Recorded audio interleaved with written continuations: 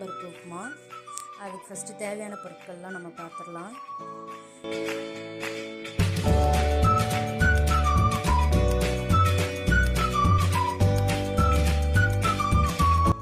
இப்போ நம்ம 30 நிமிஷம் அரிசியும் பருப்பும் ஊற வச்சுருக்கோம். அதாவது அரை கிலோ பச்சரிசி, அரை கிலோ பச்சரிசிக்கு 1/4 கிலோ துவரம் பருப்பு, ரெண்டுத்தையும் ஒன்றா போட்டு ஒரு அரை மணி நேரம் ஊற வச்சுருக்கோம். நல்லா ஊறினதுக்கப்புறமா நம்ம இப்போ மிக்ஸி ஜாரில் போட்டு காஞ்ச மிளகாய், நம்மளுக்கு காரத்துக்கு தகுந்தாப்பில் காஞ்ச மிளகாய் போட்டு இந்த ஊற வச்ச அரிசி பருப்பை போட்டு நல்லா கொஞ்சம் குறன்னு, ரொம்ப நைஸாக அரைச்சிடக்கூடாது, கொஞ்சம் குறன்னு ரவை பதத்துக்கு குறப்பாக அரைச்சிக்கணும். அப்போ தான் அந்த உப்புமா டேஸ்ட்டாக இருக்கும். நம்மளுக்கு நைஸாக அரைச்சிட்டா டேஸ்ட் வராது. கொஞ்சம் குறப்பாக அரைச்சிக்கணும். அரைச்சி எடுத்துகிட்டு அடுத்தது நம்ம வானல் அடுப்பில் வச்சு எண்ணெய் விட்டு, எண்ணெய் சூடானதுக்கப்புறமா கடுகு போட்டு, கடுகு பொரிஞ்ச உடனே வெள்ளை உளுந்தை போட்டு நல்லா அதை பொன்னிறமாக வர்ற வரைக்கும் வறுக்கணும்.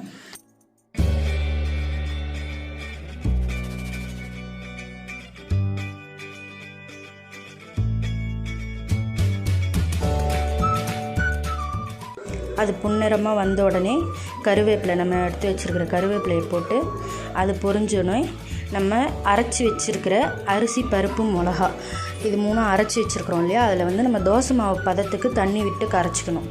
தோசை மாவு பதத்துக்கு கரைச்சி அந்த வானலில் விட்டுறணும்.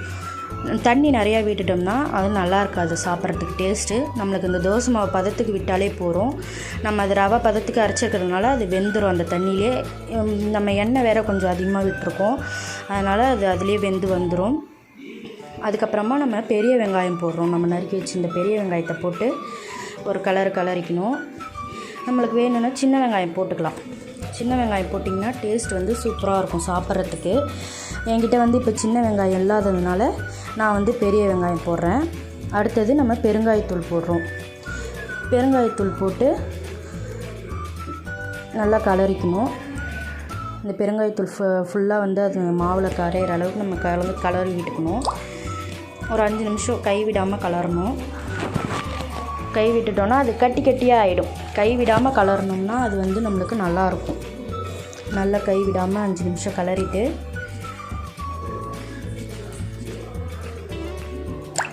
நம்ம இந்த வெங்காயத்தை ஏன் நம்ம அந்த கடுகுக்கு உளுத்தம்பருப்பு போட்டப்பயே போடலைன்னா, அதை அப்பயே போட்டோன்னா அது வதங்கிச்சுன்னா அந்த டேஸ்ட் நல்லா இருக்காது.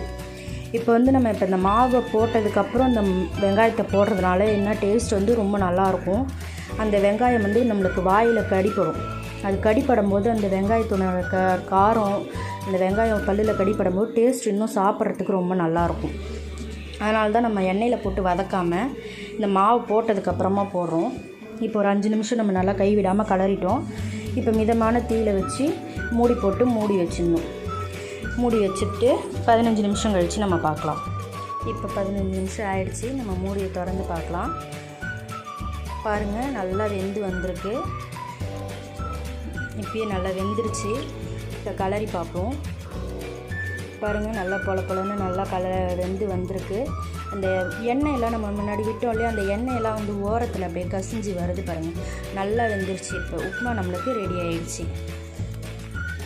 இதை நம்ம ஒரு பிளேட்டுக்கு ட்ரான்ஸ்ஃபர் பண்ணிக்கலாம். இந்த உப்புமாவுக்கு நீங்கள் வேணும்னா துவரம்பருப்புக்கு பதிலாக பைத்தம்பருப்பு கூட சேர்த்துக்கலாம். இப்போ நம்ம துவரம்பருப்பு போட்டிருக்கோம். பைத்தம்பருப்பு வாய்வு அப்படிங்கிறதுனால நான் துவரம்பருப்பு போட்டிருக்கேன். நான் பைத்தம்பருப்பு போட்டு நான் ட்ரை பண்ணி பார்த்துருக்கோம். அது டேஸ்ட்டு நல்லாயிருக்கு. இதை விட இன்னும் நல்லாவே இருக்குது டேஸ்ட்டு. ஆனால் அது வாய்வு அப்படிங்கிறதுனால நாங்கள் அடிக்கடி சேர்த்துக்கிறதில்ல. அதனால் நான் இன்றைக்கி துவரம்பருப்பு யூஸ் பண்ணியிருக்கேன். நம்ம பைத்தம்பருப்பு போட்டோன்னா இதே அளவு தான்.